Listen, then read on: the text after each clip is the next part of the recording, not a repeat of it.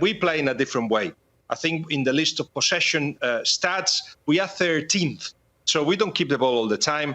If we see the opportunity of attacking the spaces, we do so. Ferran Torres did that very well. Olmo, playing in a number 10 position as well, is one of the players with perhaps Grimaldo, the left back, that said, you know, I could be in the starters for the next round. I could be in the lineup. But everybody else did well, good enough for Spain in what it's a very impressive group stage with 5 goal scores and not conceded. But I always have to throw a but. Do you know the last time Spain scored? It was in the first game. Sorry, start again. Spain only scored 1 goal since the first game. So 2 games to score just 1 goal, because, of course, the Italy goal was an own goal.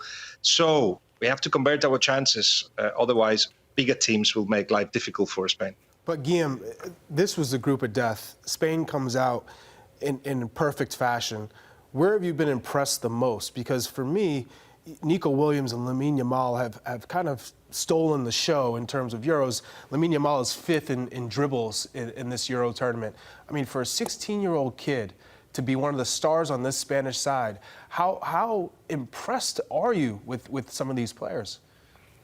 Let's go back to the individuals second, because the thing that it's impressing us most is that we all see a team with one idea. Everybody walk onto the pitch knowing exactly what they have to do, and with clear leaderships, organizers, be it Fabian or Rodri or yesterday Olmo. When we have the opportunity, we'll find the wingers. Nico Williams on the left-hand side was brilliant against Italy. For Croatia, against Croatia, was mostly Lamine Yamal on the right-hand side, with a very good defensive structure, to which we have now added Laporte, who is our best centre-back. She's playing a game and a half. So these are the ideas that we weren't sure how it was going to work. But what I'm seeing is a national side with a lot of layers, able to, as I say, attack direct, or keep the ball, or absorb pressure, or defend very, very high. And everybody works so hard to get the ball back. And once you've got the organization, then yes, you get the individuals to shine. And Rodri is doing that quiet job of making sure that nothing goes through him and gives fluidity to the side. Fabian scored a goal in the midfield as well, and just again gives magic moments, but also fluidity to the side. But the ones that have stolen the headlines is, of course, Lamine Yamal, 16-year-old, who just comes onto the pitch like this is schoolyard. And of course, you must have heard that he does still homework, because he's going to have test exams very soon as well. And Nico Williams on the left-hand side with his amazing story, which I told you in the past, he's actually shining too. But, another but, they should score. They should score more goals. Wingers are not just there to be defenders, also to score, and they haven't done that yet. Luis de la Fuente, this is a guy that probably wasn't the sexy hire, if you will, but how important his time with the youth national teams, U19s, U21s, U23s in the Spanish Federation, and then all of these young players now coming to the national team? You're absolutely spot on. So on one hand, what brought Luis de la Fuente to his position is a process. And the process was the director of football at the time, Albert Luque, after the failure of Luis Enrique and his insistence on one way of playing, thought, you have to put, he told the president of the federation, you have to put Luis de la Fuente in charge, because not only he can add new layers to the team, he will use wingers, he will use 4-2-3-1 more often, but he can do 4-3-3 as well. He knows these players. So Fabian, for instance, who, because he spent most of his career abroad, is not considered a massive player until we see him play.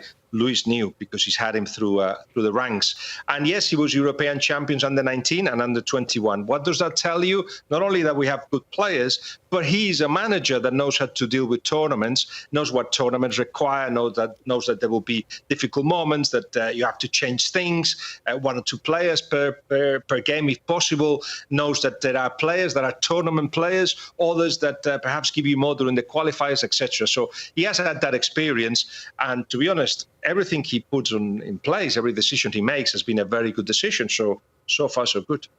Guillem, let's talk about, obviously, the team is doing well. I think you're second in XG. You're 100%. You haven't lost a match. But let's talk about potential weaknesses. One, talk to me about your center backs. Lenormand is not a name that we generally expect to hear when it comes to the national team. Obviously, the Unai Simon as well, I think, has left a little bit to be desired, even though they've played well. What do you think of the defending? And talk to me about potential matchup that you maybe are most afraid of. Like, what would be the worst? Is the next Yeah. opponent. What would be the most Not gonna- difficult style of team that you might play in this competition? So, Unai Simon, you mean the goalkeeper that saved a penalty? Uh-huh. You want to talk about him? I saw the smile on your face. Backs. I saw the smile on your face, and I said, "Oh, I know he's coming for me." Yeah, you mean the centre-backs, the ones who haven't conceded a goal yet in the tournament. But it was the original fear that we had, that Lenormand, good centre-back, much better when he's got Laporte next to him. But are they good enough? Are they fast enough with the defensive line that we put so high up the pitch? They seem to be okay, because the defensive performance of Spain doesn't start with them, it starts with the three forwards. And nobody in the whole tournament defends like we do, on the forefront and not allowing anybody to think, and constant. And if you cannot do it after 70 minutes, then you're off and somebody comes in and does the job. So that defending has been brilliant, and it helps Lenormand and Laporte. Laporte is our best centre-back.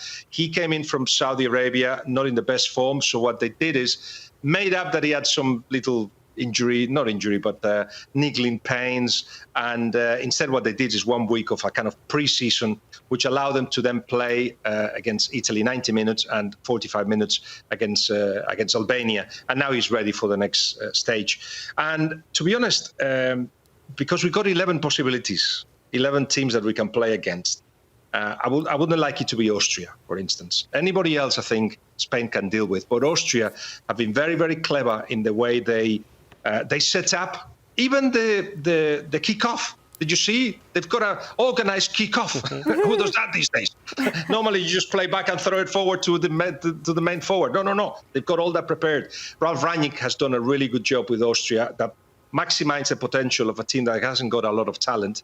But still, you have to say it will be one of the third teams in the group stages, and Spain should be considered the favorites. Right now, we are the best team in the competition. Doesn't mean anything, but we've done things very, very well.